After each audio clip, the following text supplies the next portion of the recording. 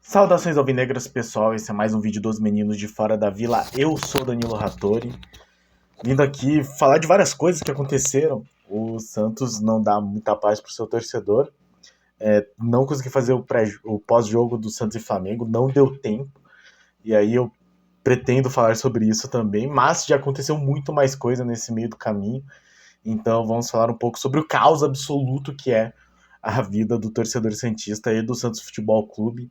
Falaremos aqui então um pouco da derrota pro Santos, do Santos masculino para o Flamengo, da vitória do Santos feminino sobre o Flamengo também, dessa situação do Natan com o Lucas Pires e eles serem afastados, enfim, falaremos um pouco de tudo isso que está acontecendo com o Santos. Antes, peço sempre, se inscreve no canal se você não for inscrito, deixe o seu like, compartilha, comente, interaja, diga aí o que você está achando deste caos absoluto. Eu vou começar com notícia boa para daí a gente só partir para desgraceira. O Santos na manhã de domingo, feminino, que é a parte do Santos que nos dá alegria, venceu o Flamengo por 4-1, jogo de volta das quartas de final do Campeonato Brasileiro. Então as sereias da Vila estão na semifinal do Brasileirão Feminino, que só será disputado o mata-mata, né, a semifinal, depois da Copa do Mundo Feminina. A Copa do Mundo que começa, se eu não estou enganado, dia 20 de julho. Acho que o Brasil entra em campo dia 24 ou 26, não tenho certeza. Mas é por aí, enfim. Acho que dia 26 com certeza, e aí depois em agosto. Mas é finalzinho de julho que começa a Copa do Mundo Feminina. Mas acho que a seleção brasileira feminina já vai ter um amistoso, algum jogo de preparação, então não vai ter a disputa ainda desse mata-mata. Lembrando que hoje, na terça-feira, saiu a escalação definitiva da seleção brasileira feminina para a Copa do Mundo, e a nossa goleira Camila Rodrigues, Camila Martins é a nossa zagueira. A Camila Rodrigues está entre as convocadas. A Bárbara, a goleira do Flamengo, que tomou 7 gols do Santos em 2 semanas, em um período de uma semana, também está convocada. A Camila Rodrigues estará representando as sereias da Vila na Copa do Mundo Feminina.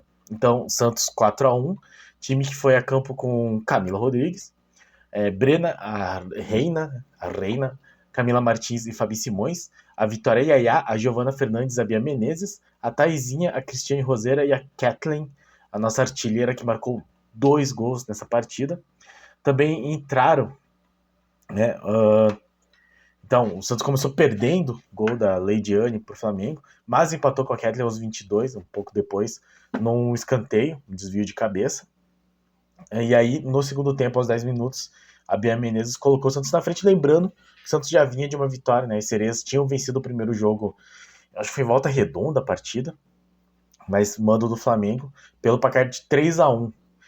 Então, mesmo 1-0, quando estava perdendo por 1-0, as sereias estavam se classificando.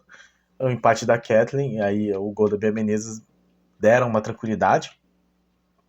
O técnico Cleiton Lima colocou a Kaká e a Ju Oliveira no lugar da Gi Fernandes e da Reina Bonta. E aí depois, mais pro final da partida, colocou a Ana Carla, acho que é o nome, a Jordan Zuff, a Ana Carla, a Jordan Zuff e a Laura Valverde, nos lugares de Brena Cristianes e Fabi Simões.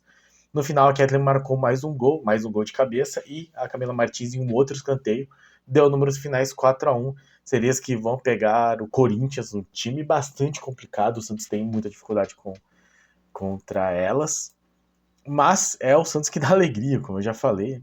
Vem aí de 6 vitórias seguidas, então vai muito bem para essa pausa da Copa do Mundo. Esperamos que o Cleiton Lima consiga fazer um bom trabalho nesse período de intervalo. Estude bem o Corinthians, não vai ser fácil. O Corinthians é um dos melhores times do continente, inclusive.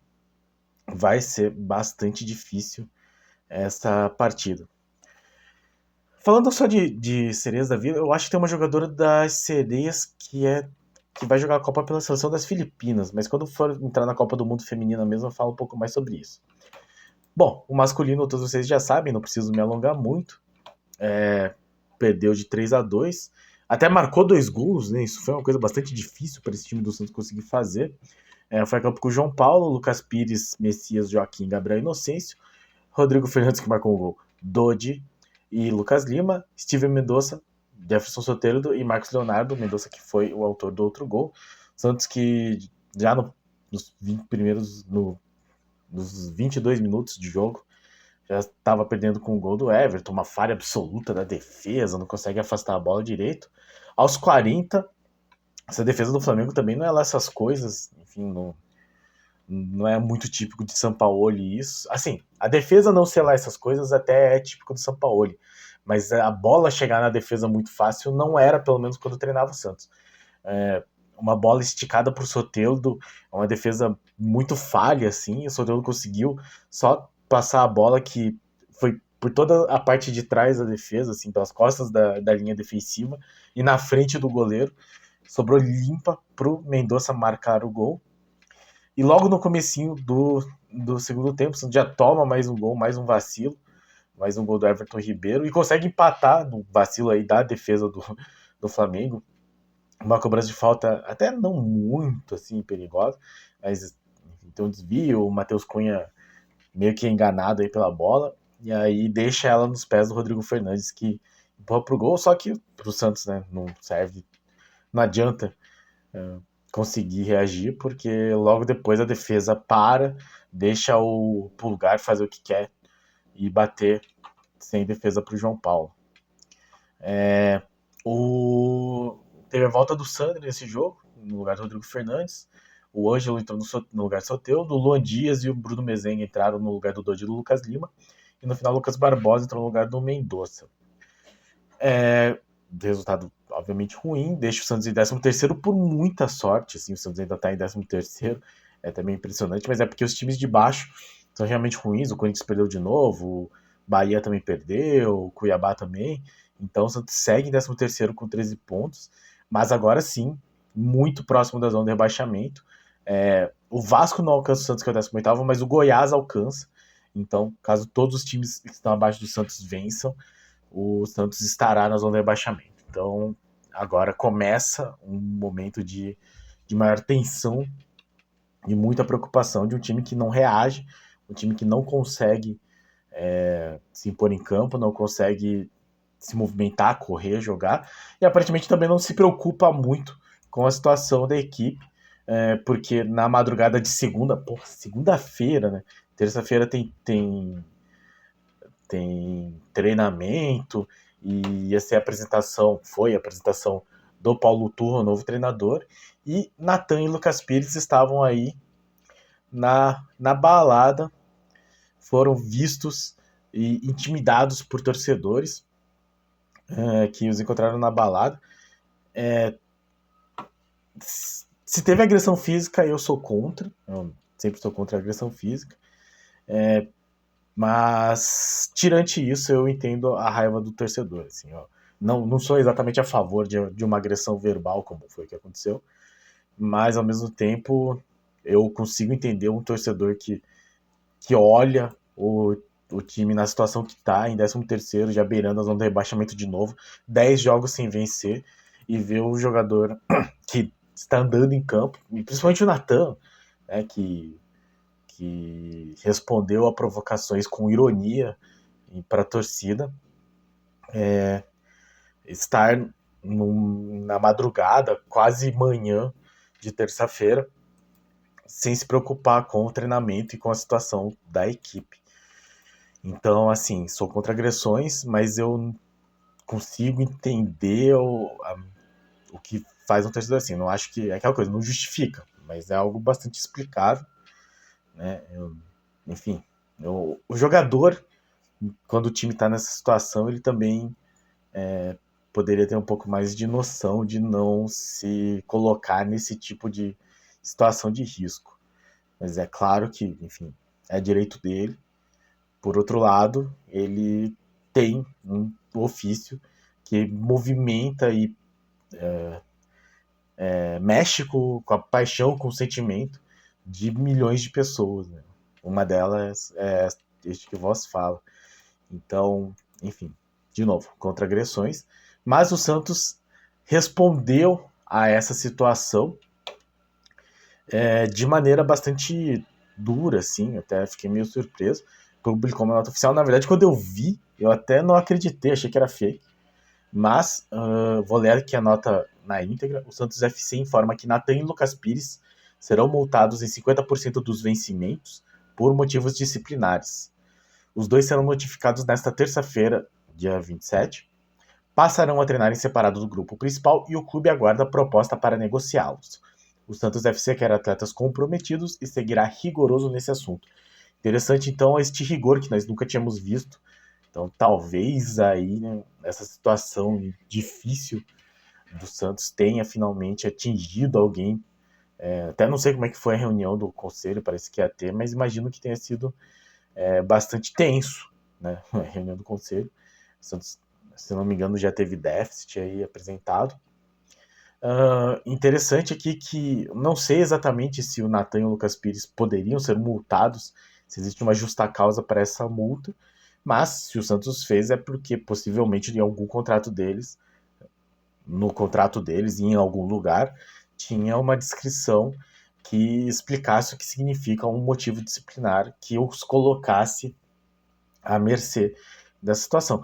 Lembrando que o esporte, né, o futebol é um esporte, o esporte exige que o corpo do atleta seja preservado e, obviamente, você estar numa balada na madrugada de segunda para terça, sendo que terça-feira você tem que treinar, não te coloca no auge da sua forma física. Então, talvez seja nesse sentido que o Santos esteja no direito de multá-los. E aí, atitudes um pouco mais severas do Santos, um pouco não, bastante, notificar os dois, ok, mas treinar em separado e aguardar proposta para negociá-los. Então eles não jogam mais no Santos Futebol Clube. O Natan não me surpreende tanto, o Natan já tinha muitos atritos. O Lucas Pires eu achei que poderia ser um pouco mais bem orientado nesse sentido, mas não é como se nenhum dos dois fosse fazer falta, mas o Santos basicamente não tem lateral esquerdo e nem direito. Então, o Felipe Jonathan tá machucado, acho que não joga mais esse ano. Sem o Lucas Pires, o Gabriel Inocêncio ou alguém da base vai ter que ir para a lateral esquerda e fica só o João Lucas para a lateral direita. Não que o Natan, estando em campo, fosse muita ajuda, mas é uma situação difícil. O Lucas Pires que foi titular contra o Flamengo. E aí termina com o Santos FC quer atletas comprometidos e seguirá rigoroso nesse assunto.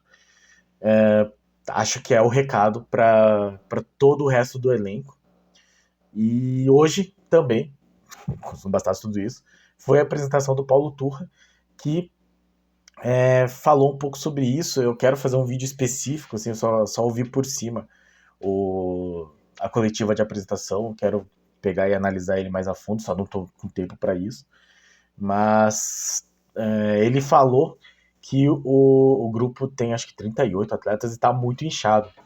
E aí é interessante no sentido trágico, que o Santos está com o elenco muito inchado, mas não tem laterais, e 2 dos laterais que o Santos tinha acabaram de ser afastados e não mais jogarão pelo Santos. Então, você vê como a montagem do elenco do Santos é muito falho.